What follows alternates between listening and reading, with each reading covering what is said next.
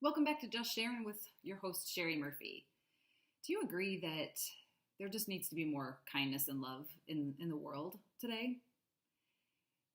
There does, right? And so I'm sitting here and I'm like, okay, well, this is what I'm doing to give kindness and love into the world.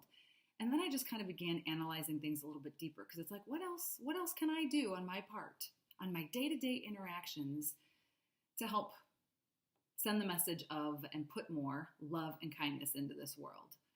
So, do you judge other people?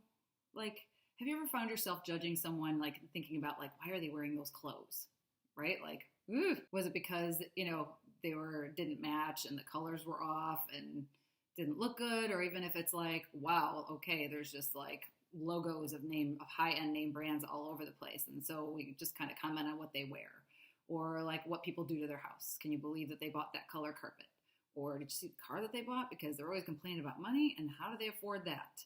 And or it could be something that someone said in a meeting.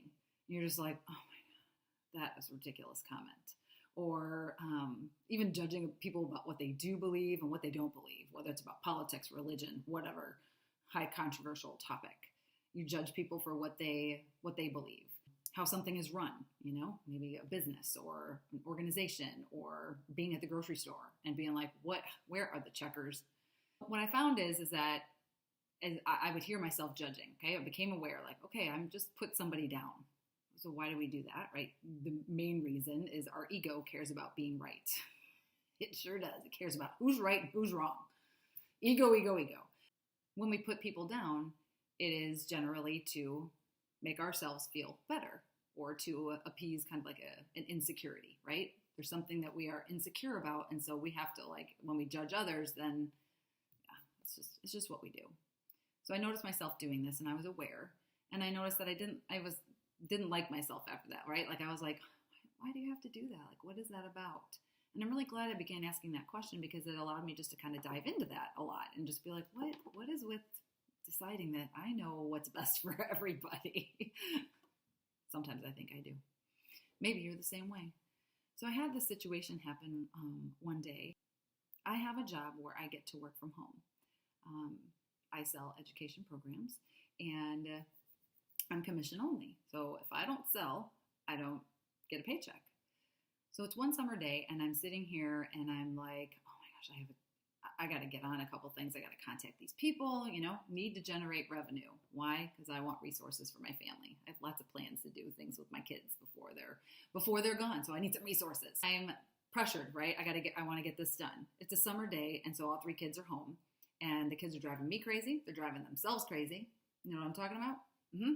Okay, we need to get out of here. And I'm thinking, okay, we could go to the pool. And then I'm like, nope, I can't go to the pool. Why can't I go to the pool? Because when I'm at the pool and I see people sitting around on a laptop or have their face on their electronic device, their phone or their iPad or whatever it is, I am like, put your stuff down. Like, you're here with your kids. Pay attention to your kids, man. This isn't going to last forever. And I place judgment on those people. So if I'm think that they're wrong and now I'm going to go do that, like, nope, can't go to the pool. So I'm back and forth and I'm like, okay, but you're really fortunate to have a position like this. So you have flexibility. You can go to the pool. I'm like, no, I'd be a bad mom, good mom, bad mom.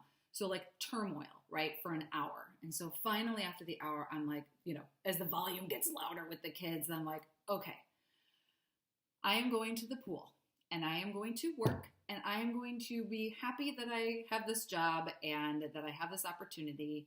And my kids are going to be really happy because they're going to be in the pool. And then I'm going to feel good because my kids are having a much better time than they are here pounding on each other's heads. I'm going to the pool. So now that I've made this decision after this turmoil, I'm excited. And I'm like, all right, everybody, let's get our stuff. And we pack up the car and we go to the pool. And I'm sitting in the chair and I've got my laptop and I'm working, amidst of balls flying by my head from kids playing in the pool. And I'm just like having this moment of like, this is awesome. This is awesome that I get to do this. And so I'm just going to appreciate this gift of being able to work as all this funness is going on. Much more fun than sitting in my home. I'm taking it in. I'm enjoying it. Like, this is awesome. when all of a sudden a ball flies by my head, and I'm going to turn and help, and because I keep throwing them back into the pool of the kids and smiling and taking them in for a moment.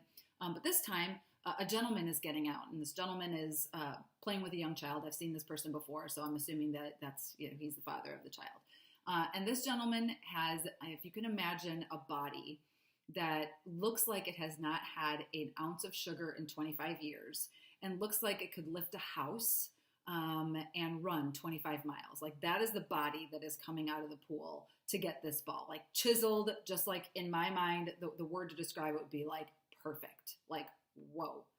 So I get this ball and I'm getting ready to hand it back to this gentleman. And he comes up to me and he goes, "Really? Really? Is it that important? How about you close the laptop and get in the pool with your kids?" And I hand him the ball, and then I find myself saying, like, "Oh yeah, right? Like, yeah, and I'm like explaining, I got these things, and if I have this job, and so I'm like explaining myself to this gentleman. Well, this moment just completely impacted me, right? Like, my heart is pounding through my chest. I feel tingly all over with, like, Dr. Brene Brown has helped me realize the feeling that I was feeling was shame. Like, I am not enough in this moment, and I am feeling complete shame. I can't remember what I did after that, if I kept working or whatever, but I do remember going home that night, and I remember the days that followed. And I remember sharing the story with my husband, and my husband was just like, he was angry, which felt good in the moment. Like, okay, so there's me feeling this feeling of shame, and like that I was like, that was a judgmental comment. And I know it took me a few days to process, because I remember sharing it with people, and a lot of the conversations led in different ways. But as I kept sharing the story. Sometimes I share things out loud, clearly with this blog, but I share things out loud because it also helps me process. And so I thought two things kind of came out of that. First of all, the responses from other people, like, "Who is it? And what are you going to say to him next time you see him?" And I had some things I was going to say. I had some things. I had some really great comebacks. I had some different ways in which I was going to react and talk to this man. And then I realized that that's just my ego. That's my ego wanting to be right and wanting to, like, get that back so that it takes care of whatever insecurity I have. So I have seen the man since. I haven't said anything, because I'm learning to choose love and kindness over being right. Love and kindness over being right. So these small things that we can do to make that choice. So number one, I thought it was interesting how I reacted. Dr. Brene Brown has also shares her mantra about practicing authenticity. And her mantra, which I've completely adopted, sounds like this: don't puff up, don't shrink, just stand your sacred ground. I went ahead and added those motions in there. Puff up would be me finding him and me letting him know what I thought of that, or it would have been me yelling back at him, or it would have been like, "Listen, Buster," which are really fun to think about doing. They're fun. But it's not who I want to be. It's not the kindness and love that I want to spread. The shrink is exactly what I did. I totally shrunk, like explaining myself. So here's a quote that's recently helped me with that one. This is by John Maxwell, and it says, "If you worry about what other people think of you, it's because you have more confidence in their opinion than you have in your own." So if I'm in a situation like that again, what I hope I get to is that I would have sat there and been like, "Ouch. That was judgmental. Sherry, are you okay with what you're doing? Have you come to peace? Is what you're doing working for you?" Yes, it is. And then go back to work. So that's how I feel like that can help me now. So the lessons were, as I took a look at me, right? I was sharing that because I was with other people, because I was just processing. My point wasn't to put him down. My point was like, isn't this an interesting thing that happened? And then, wow, right? Because I can't change him. And whatever, maybe something happened. We don't always know the whole story. Maybe something happened to him. Maybe someone just totally ticked him off, and so he was just lashing out. It doesn't matter. It doesn't matter. What matters is that I learned about how I react when people say something to me and I feel shame. And then the second thing was like, right. Sherry, you don't always know the whole story. That man doesn't know what kind of mom I am on a day-to-day basis. He doesn't know the turmoil that I went through that day to make that day happen. He doesn't know that. I'm going to go ahead and I'm going to let go of my thoughts of other people about what they're doing with their time. Because there are times when I make a choice that is out of my normal character, and I'm just going to be okay with that. And maybe that's what other people are doing. And if it's not what they're doing, it is not my business anyway. It's just not my business. But I think that we want to be right so that we can cover up our insecurities. So that's one way we can put more love and kindness into the world. I'm going to just share like day-to-day examples, more that have just continued to happen, and in ways in which I have just shifted my reactions. So when you're in a conversation with somebody and you're feeling like shame, or you're being put down, or you're like, this person needs to know this, or they need to understand this so that I'm okay. Like, oh no, you're not going to leave here thinking that. And then we have to keep getting in that last word. We have to keep, that's our ego about being right. Being right isn't very kind to the other person. So if we want to be kind, we can just learn to be okay with ourselves and maybe not have to get that last word in. How about being at the grocery store when we're standing in long lines and there's like 2 people working, right? Inevitably. I mean, how many times has this happened to all of us? Like 100 times, and we're like, oh, I choose the wrong line. Sitting in the grocery store, right? The lines are forming. There's like 2 people working. What happens? And what did I used to participate in? Like, how many people do they have working, right? Generally, because we have places to go, we have things to do, we have we have all this time, and we were just going to run by the grocery quick to grab this. I don't expect the grocery store ever to be quick anymore, so I try my best to plan for that. And if not, it's an opportunity to practice patience. So we're in the line, and what happens is all the people start complaining.